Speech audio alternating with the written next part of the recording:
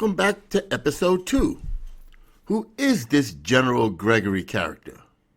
A public testimony.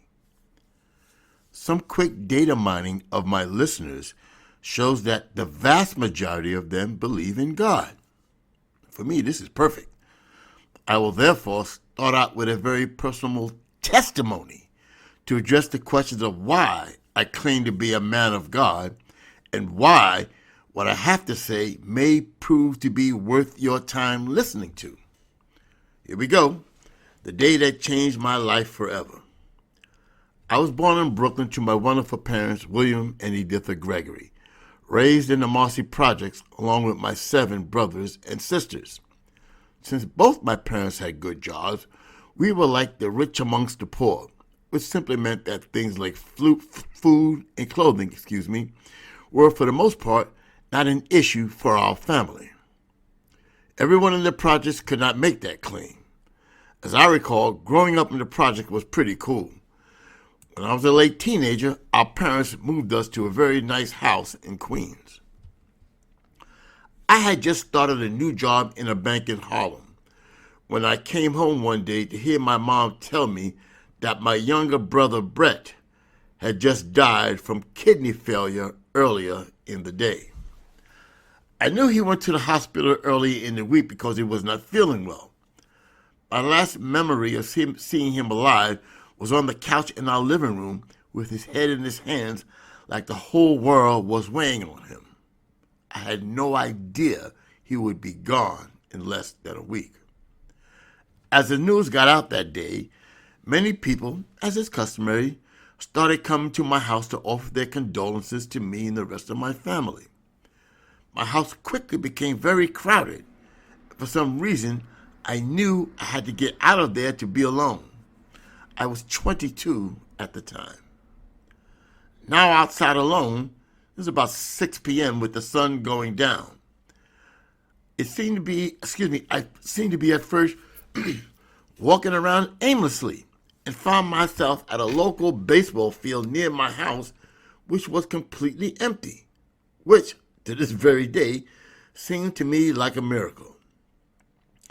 I sat in the middle of the seats totally alone to ponder for hours on end what had just happened to me without any distractions. The questions in front of me were simple, clear, and right to the point. Why him and not either me or my older brother? For sure, if God exists, why would he do such a seemingly illogical and unfair thing by taking the life of a truly good person and leaving the selfish sinners untouched to continue in their sinful ways? It made absolutely no sense to me whatsoever. From that day on, alone in that baseball field for hours, to about 8 years later, I embarked on a somewhat frantic pace to discover the truth for myself. Does God exist? There was a Barnes & Noble bookstore back in New York on 5th Avenue and 17th Street in Manhattan, where I grew up and was living at the time. I suppose you could call me a Harlem boy. I spent every last dollar I had buying books on philosophy and religion. I went to the store so often that I would play games with myself when I came in by closing my eyes and going directly to the philosophy religion section as if I were blind. After about 6 years of this, I realized one day that while there were, of course, many, many books I still have not read, I somehow knew that I needed to read something more than what I would find in here. That day, as in yet another miracle, while I was randomly jostling through the various bookshelves, a very small book somehow popped out of the shelf and fell on the floor right in front of me. Wow, I thought. The book was called The Cloud of Unknowing, written by an unknown 16th century monk. Obviously, God intended for me to read this. I bought it and read it that same night. From reading this book, suffice it to say, for the first time in my life, I started thinking about what kind of person I was. And the picture was not very pretty. Not that I was a bad person by any stretch. I would say most to this day would consider me one of the good guys. Nevertheless, I started seeing myself like never before and found very little to be proud of. A few days later, I returned to that Barnes & Noble bookstore, wandering around the philosophy and religion section again, a bit aimlessly, not knowing what to read next. There were a few salespeople who got to know me over that time span, must have noticed a look of dissatisfaction on my face. One of them approached me and told me that he thought I needed to go to a special bookstore a bit uptown from them. I proceeded there immediately. It was a very small, inconspicuous bookstore on the east side, near First Avenue and I think 71st Street, that specializes in both commonly read and somewhat rare religious books. It was there that I was introduced to many of the great saints: Augustine, Peter, Ambrose, Thomas Aquinas, Francis of Assisi, and many others. There was even a Saint Gregory the Great. I, surprisingly, found their intellects to be superior to most of the philosophers I just read over the last 6 years. I now know why that was the case. In any event, after about a year and a half of reading many of the great saints, one day, and for some reason I cannot explain, I realized that it was time to stop reading, at least for the time being, and live the rest of my life with all this new knowledge about God firmly implanted in me. And I did not read another book until many, many years later. Unfortunately, and as you will soon see, very unfortunately, the huge problem that remained was that my original question of, does God exist, was still unanswered. And get a load of this. After years and years of intense reading, my small mind concluded that there was a 50-50 chance that God actually exists. 50-50? What's up with that? Well, to give myself some credit, at least I did not come to the very dangerous conclusion that he does not exist. From all that reading, I just could not, with any degree of certainty, say that he does exist. The additional problem with this conclusion was that I've always been a person who was very confident in his own abilities and who I was in life. However, this uncertainty about God left me walking around totally unsure of myself, and to be blunt, scared. At that time, I felt that if someone, playing with me of course, were to somehow sneak up behind me and yell, "Boo!" I would have literally jumped right out of my skin. Now, the testimony.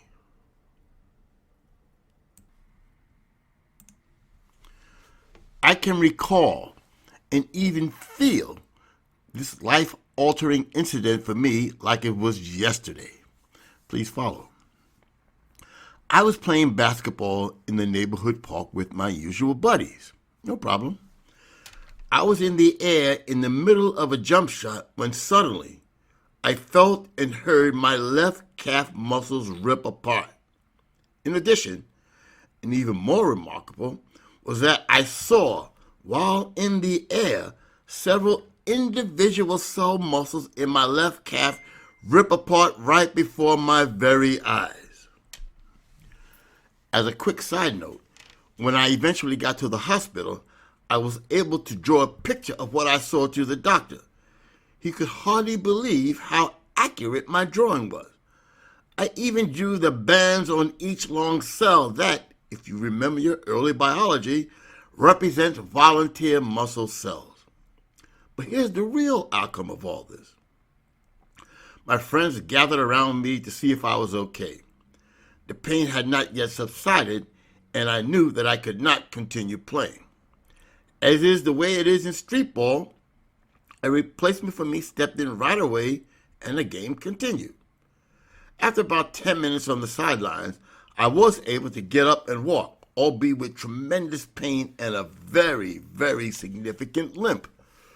As I was slowly waking my way back home, it hit me like a silver bullet. "You idiot!"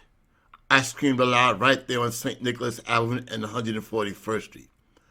I can assure you, good folks, that I will probably never win an award for being the world's most emotional man. But I actually started crying. Yes, crying, for it was tears of joy emanating from severe pain because I knew what had just transpired on that basketball court. Yes, you heard me right. Tears of joy emanating from severe pain. God had just spoken directly to me. All those years of intellectualizing about whether or not God exists came down to this. My own small mind almost set me down a path to eventual doom, and God saw this and decided to elevate my very soul from darkness into His light. And dig this. You want proof? Check out how He rolls in my case. To this very day, I have a permanent reminder of that event because even though I fortunately lost most of the limp over the years, my left calf is very noticeably smaller than my right calf, making my left leg looking a bit deformed. Oh yes, I know too well that the mind can also be a very dangerous thing. I was saved by Him from my own doing. Without question, the greatest benefit from all those 10 years is that my original question of does God exist now sounds, at least to me, quite silly for an intelligent person to ask. Now I'm like, what? Are you kidding me? Okay, let's fast forward. I am now enrolled at DePaul University in a master's degree program in educating adults.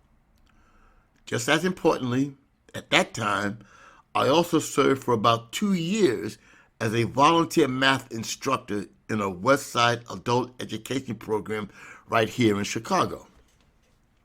I was hired by the executive director, a wonderful, warm, intelligent woman, clearly born with a soul, with a desire to help those who needed help. I got to know many of the staff and students there personally and admired each of their stories on where life has led them. It was getting to know their stories that I realized just how blessed my own life has been. My work at that adult education program earned me a short television interview on ABC News in a section they called Paying It Forward, where I stated on camera that I intend to earn my doctoral degree to see how I can contribute to a better future in urban education. In any event, one day I came to work only to see everyone in a very tense and concerned mood huddled around the executive director as she struggled to provide brand new online funding requirements for the first time. Seeing her struggle so mightily was very hurtful to me. The outcome of this struggling was that funding, the lifeblood of all nonprofit organizations, dropped significantly, causing her to close branch after branch. Today, it has since gone out of business entirely, along with the hopes of many adults trying to turn their lives around via a free education. Folks, these kinds of things really tick me off. Of course, one can say that this is indeed a sad story, but that it happens in business. After all, it's common knowledge that some make it and some do not. That's the free market system and the American way. Now get this. Ordinarily, I would agree with that perspective, as I am personally a big believer in capitalism. That's right, I said it. Much more on that in later episodes. Nevertheless, because of this specific closure of a truly needed program for the poor impacted me personally, I decided to do some quick research on it to see if it was just a case of one organization going out of business, something I could deal with very easily, or if it was something else happening. I was clubbed over the head, to put it mildly, with research that showed that it was happening all over the country at the same time to not only adult education programs, but programs for the poor in general, where services like adult education, homeless shelters, food pantries, child care, counseling, etc. I am inserting this from my dissertation. It is a documented list I refer to as the graveyard of programs for the poor. I begin with the Jane Addams Hull House here in Chicago. The newspaper said of the closing, Chicagoans are shocked that a 123-year-old institution providing crucial human services to the poor will disappear.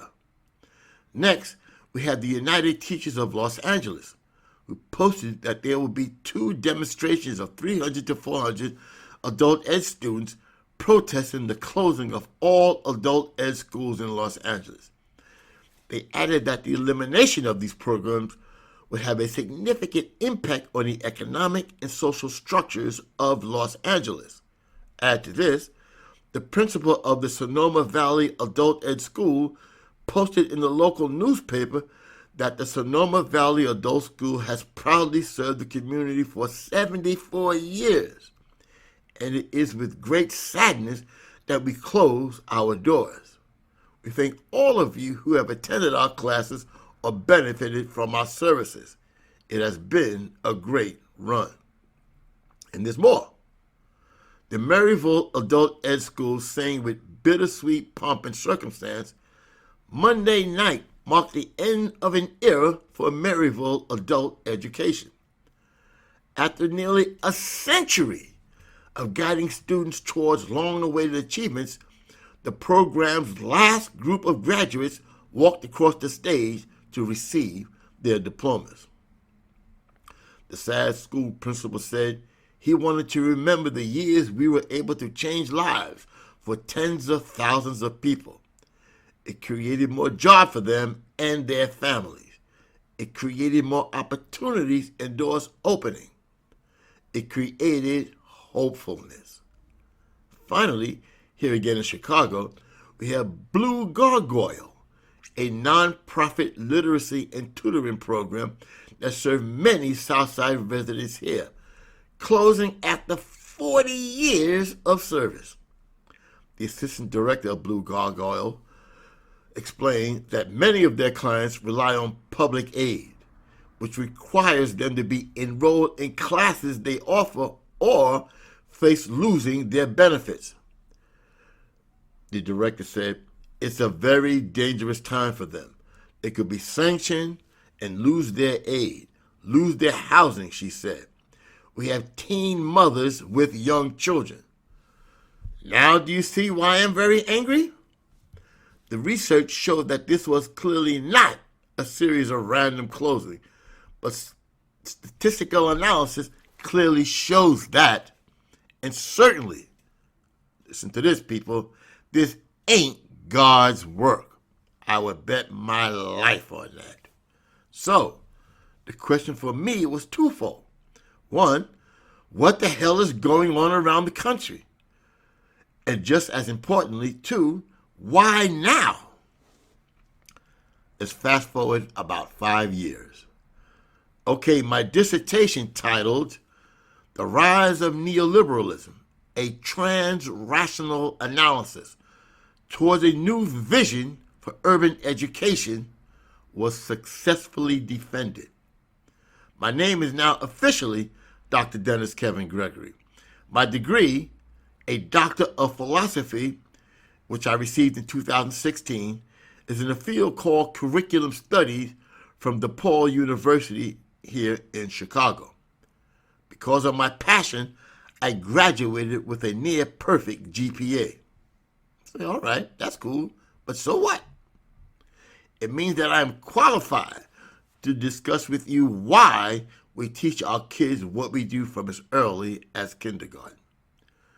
We will see that this why is such an important thing to understand that most of our troubles are swallowed up in it.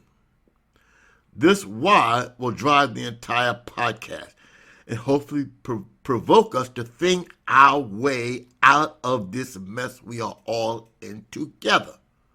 In short, come up with new ideas to solve our own problems. Okay, the testimony conclusion. I sincerely pray that I have provided you good folks with a believable story that tells why Dr. Gregory is first and foremost a man of faith, and where the passion for the podcast on the future of education comes from.